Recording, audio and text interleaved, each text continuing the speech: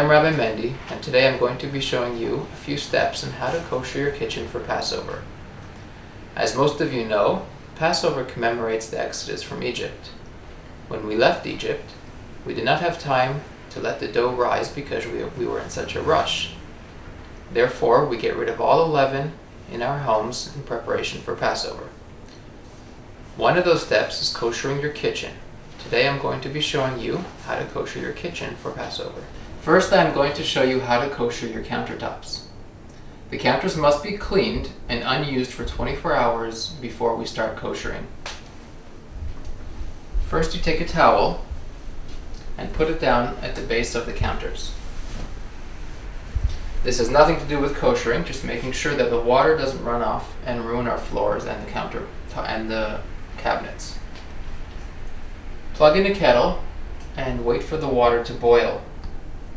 Once the water is boiling, we simply pour it all over the countertops. Make sure that all areas of the countertops are reached with the boiling water. Some people, in order to be a little bit more careful in having the water a couple degrees hotter, will also use an iron.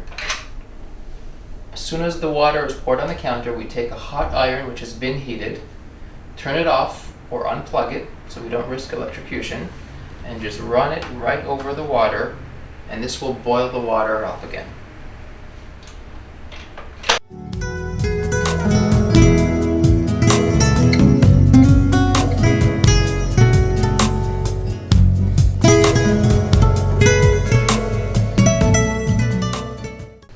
Next, I'm going to show you how to kosher your sink. Most sinks out of stainless steel could be koshered. Certain types of sinks made out of other materials are questionable. If you have a different type of sink, please contact us at BC Kosher, and we will let you know if it can be kosher or not for Passover. The sink must be cleaned 24 hours before we kosher and remain unused, or at least not used with any hot water, for a period of 24 hours before koshering. Any types of drain stoppers like these should be replaced for Passover because there are too many holes and crevices for where food can reach and cannot be properly cleaned. If you have a filter in the tap, please unscrew it and clean it and kosher that separately. Finally, boil up your hot water in the kettle. Once the water is boiling, pour it over every surface area of the sink as well as the nozzle. Once again, those wanting to be more careful to make sure the water is actually boiling directly on the stainless steel, you can take your iron, again unplugged, and run it right over the surface to boil the water over.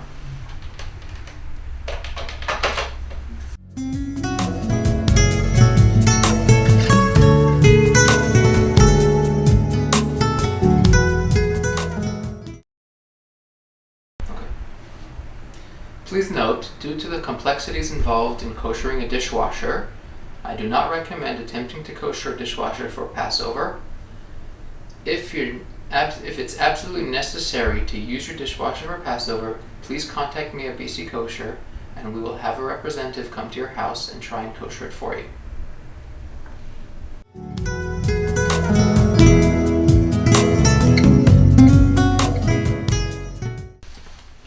Now I'm going to show you how to kosher the stovetop. There are many different kinds of stovetops. This is a flat one. The same method is true for a coil.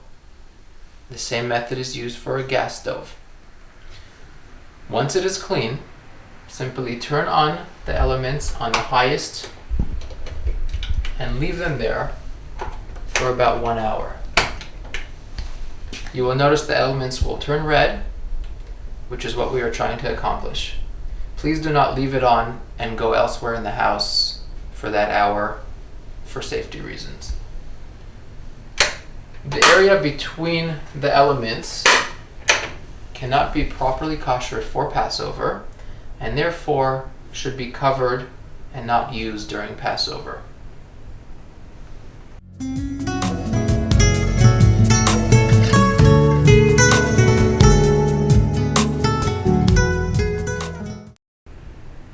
I am going to show you now how we kosher an oven. Most ovens today have a self-clean function. In order to kosher an oven with a self-clean function, simply make sure the oven is clean and then turn on the self-clean and let it run through the whole cycle. This will reach temperatures hot enough in order to kosher the oven. If your oven does not have a self-clean function, you need to make sure the oven is clean and then turn it on the highest settings for a period of 5 hours. This will kosher the chamber, but not the racks. The racks themselves should be replaced, and you should have separate racks for Passover. If this is not possible, you can cover the racks with a heavy-duty aluminum foil. For Passover, many people are also careful to cover the oven door and the surface in the front of the oven with a heavy-duty silver foil, as well as the surface on the bottom.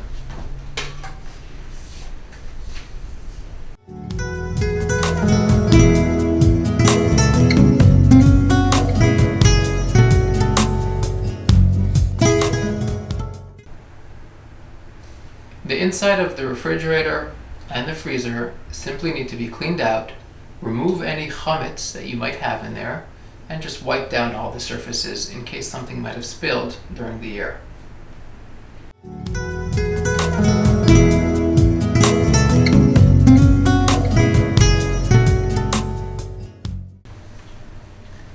Now I'm going to show you how we kosher flatware and other small utensils that we're going to need. First, grab your largest pot, fill it up with water and bring it to a boil.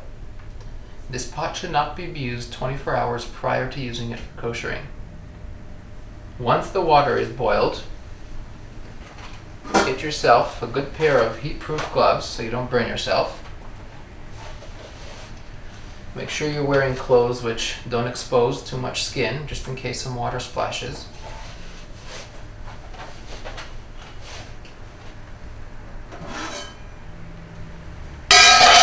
Once the water is boiling, take the spoon or the knife or the fork that you're going to kosher, simply dip it so it's immersed completely in the water, take it out and put it in a container of cold water. That's it. There are some items which cannot be koshered. Some things that have very small holes and crevices which are very difficult to make sure they're completely cleaned should not be koshered for Passover, and new ones should be purchased instead. Worn or well-used wood utensils should not be koshered, and new ones should be used for Passover. Knives or other flatware that are made out of two pieces and have a little hole in between or a little crack where dirt could get in should not be koshered for Passover, and brand new ones should be purchased. Cups and similar utensils, bowls, can all be koshered using the same method of boiling water. However, please note that some Ashkenazi rabbis will say glass should not be koshered and brand new glassware should be used for Passover. Please ask your rabbi what opinion you should follow.